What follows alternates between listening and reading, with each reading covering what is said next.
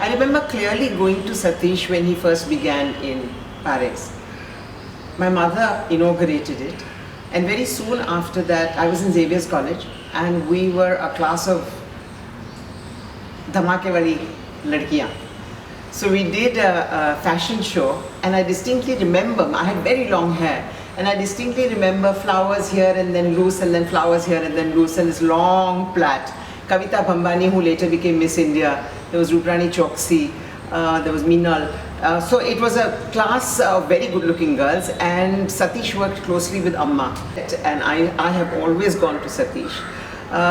He's a very dear friend. Besides being my hairdresser, he's somebody whom I've known. I've seen the kids growing up. It's lovely that Anil now looks after everything.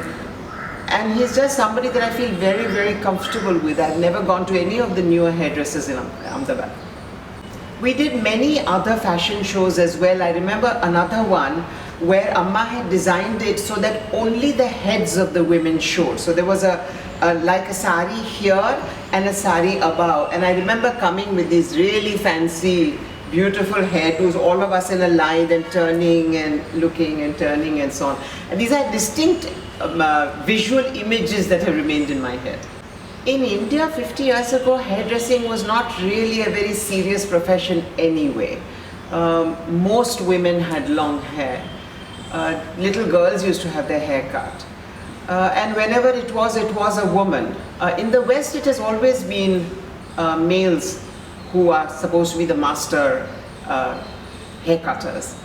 But so Satish coming into it must have been, for him, something that got a lot of criticism probably. I always took it very naturally that Satish was cutting my hair. So at that very young age, I wasn't even sort of looking at gender. But I'm sure it must have been very difficult. Satish has always liked to experiment. And I don't think he gets as many heads like mine who say, "Karo na che karvo hoy to, but wo to lo chalakshe." And I think that for an artist is very important.